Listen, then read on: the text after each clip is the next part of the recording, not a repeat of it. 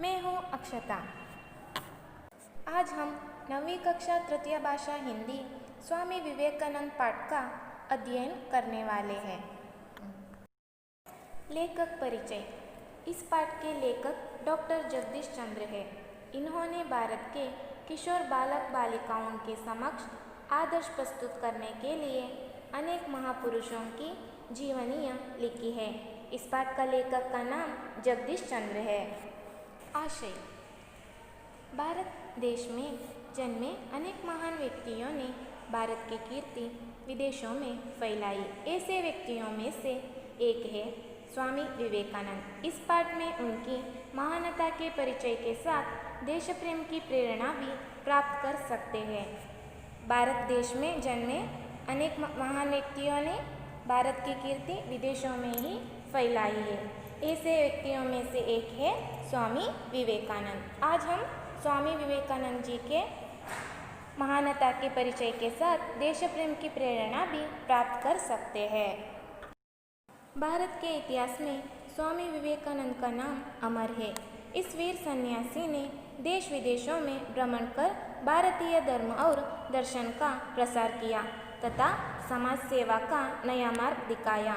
भारत के इतिहास में स्वामी विवेकानंद का नाम अमर है। इस वीर सन्यासी ने भारतीय धर्म और दर्शन का प्रसार किया तथा समाज सेवा का नया मार्ग दिखाया। स्वामी विवेकानंद का जन्म 12 जनवरी 1863 को कलकत्ते के एक कायस्थ घराने में हुआ था। उनके बचपन का नाम नरेंद्र देवा था। उनके पिता श्री विश्वनाथ दत्त एक प्रतिष्ठित वकील थे। उनकी माता श्रीमती भुवनेश्वरी देवी धर्मपारायण महिला थी। स्वामी विवेकानंद का जन्म 12 जनवरी 1863 को कलकत्ते में हुआ था। उनके बचपन का नाम नरेंद्र देवा। उनके पिता श्री विश्वनाथ दत्त एक प्रतिष्ठित वकील थे। उनकी माता श्रीमती भुवनेश्वरी देवी धर्मपारायण महिला थी। धर्मपारायण का अर्थ धर्म प्रसार करना। बालक नरेंद्र का शरीर स्वस्थ, सुडौल और सुंदर था। कुश्ती लड़ाने, दौड़ लगाने, घुड़सवारी करने और तैरने में उन्हें बड़ा आनंद मिलता था। वे संगीत एवं खेलकूद की प्रतियोगिताओं में भी भाग लिया करते थे। बालक नरेंद्र का शरीर सुंदर था। कुश्ती लड़ने, दौड़ लगाने, घुड़सवारी करने और तैरने में उन्हें बड़ा आनंद मिलता था। वे संगीत एवं खेलकूद की प्रतियोगिताओं में भी भाग लिया करते थे। नरेंद्र आरंभ से ही पढ़ाई लिखाई में बड़े तेज थे। वे अपने स्कूल में सर्वप्रथम रहा करते थे। एंट्रेंस परीक्षा में भी वे प्रथम श्रेणी में उत्तीर्ण हुए थे। बीए की परीक्षा पास करने के बाद उन्होंने कानून का अध्ययन प्रारंभ किया। इसी बीच में उनके पिता का देहांत हो गया। नरेंद्र आरंभ से ही पढ़ाई लिखाई में बड़े तेज थे। एंट्रेंस परीक्षा में भी प्रथम श्रेणी में उत्तीर्ण हुए थे। बीए की परीक्षा पास करने के बाद उन्होंने अपने पिताजी की तरह कानून का अध्ययन प्रारंभ किया। इसी बीच में उनके पिता का देहांत हो गया। अध्ययन काल में उनकी रुचि व्याख्यान देने और विचारों के आदान प्रदान करने में थी। इसी कारण उन्होंने अपने कॉलेज में एक व्याख्यान समिति बनाई थी और कई प्रतियोगिताओं का आयोजन भी किया था। पाश्चात्य विज्ञान तथा दर्शन का भी उन्होंने अध्ययन किया था। किशोरावस्था से ही नरेंद्र दार्शनिक एवं धार्मिक विचारों में तल्लीन रहते थे। अध्ययन काल में ही उनकी रुचि व्याख्यान देना मतलब भाषण देना और विचारों के आदान प्रदान करने में थी। इसी कारण उन्होंने अपने कॉलेज में एक व्याख्यान समिति बनाई थी। किशोरावस्था से ही नरेंद्र दार्शनिक एवं धार्मिक विचारों में तल्लीन रहते थे। एक दिन नरेंद्र रामकृष्ण परमहंस के पास पहुँचे और अपनी जिज्ञासा उन्हें कह सुनाई। रामकृष्ण परमहंस ने नरेंद्र को अपने शिष्य स्वीकार किया। स्वामी परमहंस के जीवन दर्शन से विवेकानंद इतने प्रभावित हुए थे कि उन्होंने अपने गुरु के संदेश का प्रसार करना चाहा। जनता को सत्य की राह दिखाने के लिए सितंबर सन 1893 को वे संयुक्त राज्य अमेरिका गए।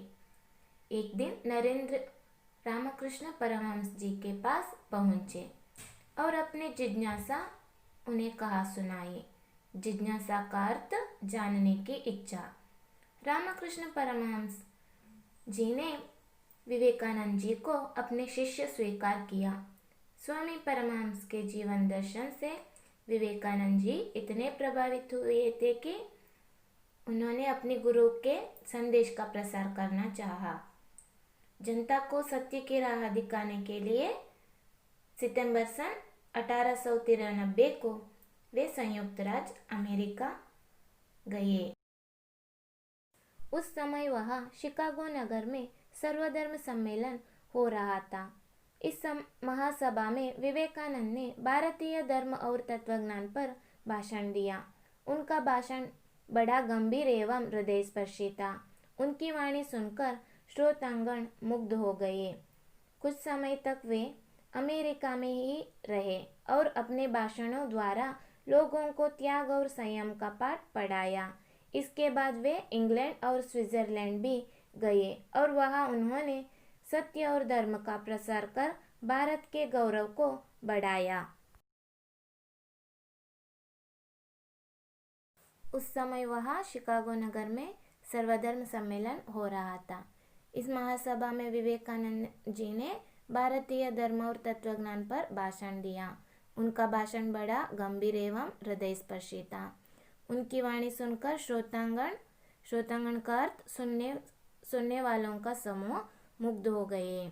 कुछ समय तक वे अमेरिका में ही रहे और अपने भाषणों द्वारा लोगों को त्याग और संयम का पाठ पढ़ाया। इसके बाद वे इंग्लैंड और स्विट्जरलैंड भी गए और वहां उन्होंने सत्य और धर्म का प्रसार कर भारत के गौरव को बढ़ाया। अनेक विदेशी स्वामी जी के शिष्य बन गए। उनमें से कुमारी मार्गरेट एलिजाबेथ का नाम उल्लेखनीय है, जो स्वामी जी की अनुयायिनी बनकर सिस्टर निवेदिता का नाम से संसार में प्रसिद्धता हुई। अनेक विदेशियों ने स्वामी जी के शिष्य बन गए। उनमें से कुमारी मार्गरेट एलिजाबेथ का नाम उल्लेखनीय है, जो स्वामी जी की अनुयायिनी बनकर सिस्टर निवेदिता का नाम से संसार में प्रसिद्धता हुई। स्वामी विवेकानंद ने भारत में भी भ्रमण करके भारतीय संस्कृति और सभ्यता का सदुपदेश दिया। उन्होंने अंधविश्वासों तथा रूढ़ियों को हटाकर धर्म का वास्तविक मर्म समझाया। साधु संन्यासी वर्ग को भी उन्होंने शांति प्राप्त करने का नया मार्ग बताया। वह था दीन दुखी जनों की सेवा और सहायता का मार्ग। स्वामी विवेकानंद जी ने भारत में भी भ्रमण करके घूमना, भारतीय संस्कृति और सभ्यता का सदुपदेश दिया। उन्होंने अंधविश्वासों तथा रूढ़ियों को हटाकर धर्म का वास्तविक मर्म समझाया। उन्होंने साधु संन्यासी वर्ग को भी शांति प्राप्त करने का नया मार्ग बताया। स्वामी विवेकानंद ने समाज सेवा को परमात्मा की सच्ची सेवा बतलाया। वे स्वयं भी समाज सेवा में लगे जाते थे। सन 1897 में प्लेग और अकाल से पीड़ित भारतवासियों की उन्होंने बड़ी तन्मयता से सेवा की थी।